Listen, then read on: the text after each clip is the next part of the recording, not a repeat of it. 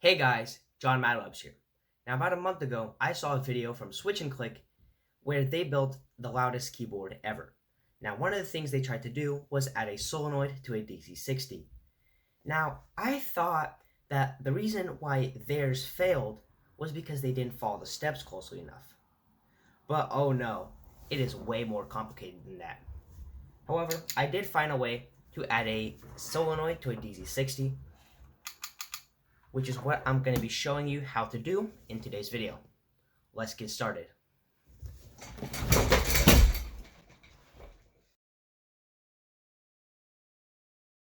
Okay, now the first thing you need for this build is a Dz60 keyboard. A keyboard with a Dz60 Rev3 PCB.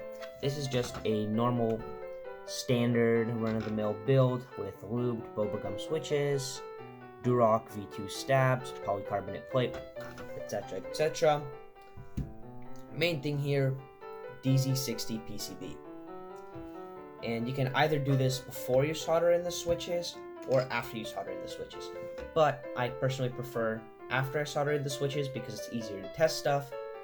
But if you already have like a full keyboard completed, you need to be extremely careful so that you don't accidentally break your PCB, because then you're going to have to go through the trouble of desoldering all of the switches, switch by switch, and then you need to replace that PCB and solder them back in, and it's just going to be a nightmare. But if you're really careful, this shouldn't happen. Okay, let's quickly talk about how this keyboard actually works. Now, Switch and Click followed this tutorial right here, I'm pretty sure. And the reason theirs didn't work is because that tutorial requires you to use an extra pin on the keyboard. The actual person that did it on a KBD Fans 8X PCB, and that PCB had an extra digital pin. The Dz60, however, does not. But there are other ways that you can switch a MOSFET using some other pins.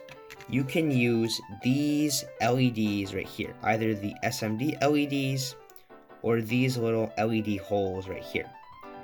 I chose these ones right here because I think these are easier and I'm not gonna wire up a bunch of backlighting. So basically what my code tells the keyboard to do is quickly flash the LEDs on and off every time you press any key.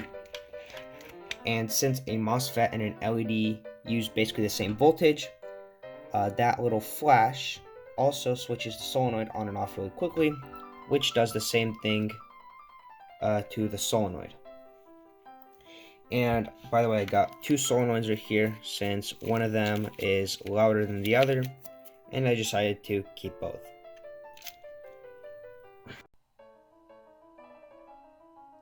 Okay, and next we're going to need to figure out what parts we need. So the first thing you're going to need is a TIP120 Moffett. I got like 10 of these from eBay, as well as literally like all the other parts. Then you're going to need a N4007 diode. I also got that one from like a rectifier diode kit on eBay. And a solenoid. This is a 5-volt solenoid, and it is about 300 milliamps. And you want to make sure that it is below 500 milliamps, because a USB port can only provide about 500. So I will link these down in the description below, but if you can't find them, just look for something that's about 300 milliamps and no more than 500. It's okay if it's lower though, because the sound won't really be impacted if you do this right. Also, these solenoids did have nothing to push them back, so I added a small spring. You can see it going back and forth. And I stole these springs from this old Cherry MY keyboard. As you can see, I completely mutilated this thing. Oh my gosh, I don't want to look at it anymore. But yeah, these springs basically help push the solenoids back to make that clicking sound we all know and hate. See if we can get a little listen to that. Oh gosh. There we go. And last but not least, you're going to need some wires. And these are some jumper wires I stole from my Arduino kit that allow me to hot swap these solenoids and also disconnect these when I'm disconnecting the PCB.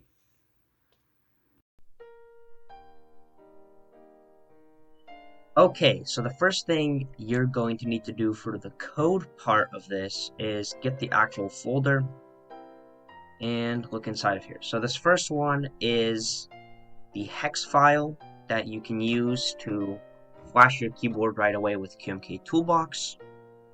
And the second one is the key map. So if you actually want to edit any of this, you want to copy this whole folder, copy, and then paste it into your QMK folder, then into the keyboard section, the Dz60 section, and then key maps. Here, and I already have mine pasted into here. So the actual code itself is relatively simple. We have the two layouts right here. We have the first one and the second one. And the actual button to turn the solenoid on and off is on the enter key when you press the function button. And I did some minor adjustments to the default Dz60 layout to match what I liked. Okay, so the actual code for the solenoid is right here. And right here, it records if you press a key, it turns the brightness of the LEDs all the way up. And then it starts a timer, which is right here. You can change how long the solenoid stays on. I recommend you stay with this value or lower it to maybe something like 10 or 15. Since the shorter time it's on for, the faster clicks you're going to get. Then after that timer is off, it's going to turn off the lights. And basically this right here tells the code that if this button is pressed to turn off this whole section of the code, if you press it again, it's going to turn it back on. And that's pretty much it. So the only part you really want to mess with is this layout section, like the layers and stuff, and make sure to keep the solenoid toggle button.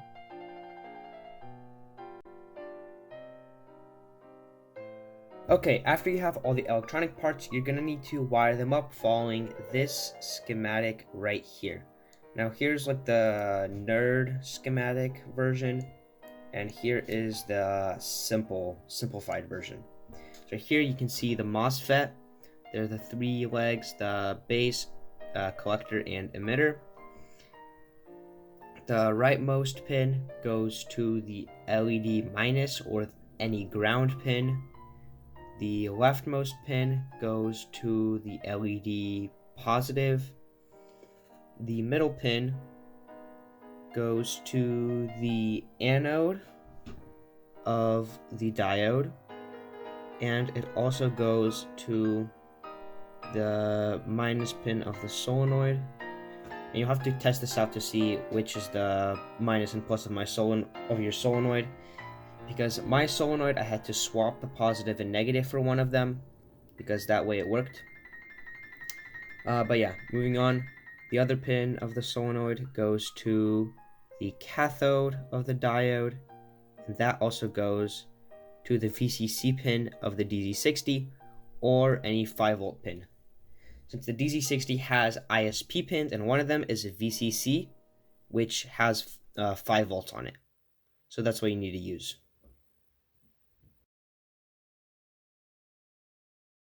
And a good thing to do before you actually solder everything together is to test everything to make sure it works.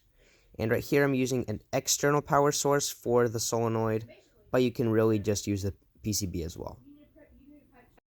Okay, so here I have a Dz60 which flashes an LED each time I press a button, like so, you can see. And basically what this allows me to do is switch a solenoid on and off using this MOSFET right here, since a MOSFET and an LED switch at about approximately the same voltage. As you can see, if I click one of the keys here, the LED that I plugged into the PCB lights up, if you look right here, and this LED right here, which is controlled by the MOSFET. And I can switch that out for a solenoid.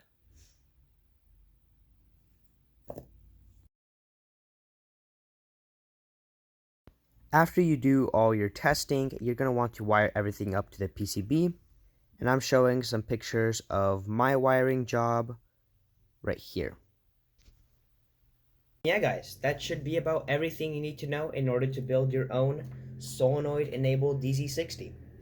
And yeah, as I wrote in the beginning of this video, this is not a step-by-step tutorial. You're going to have to figure out a lot of this stuff for yourself, especially if you're going to use a different keyboard for this.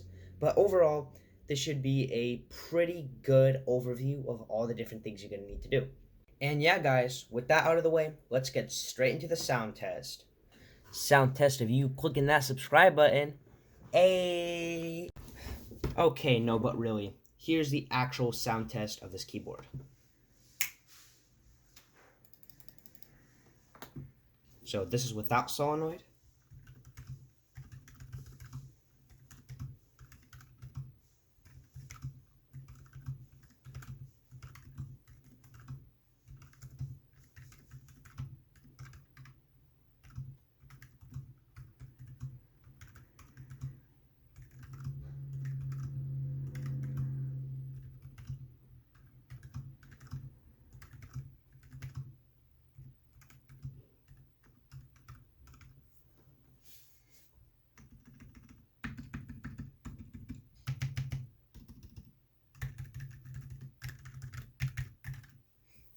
And here's with the solenoid enabled.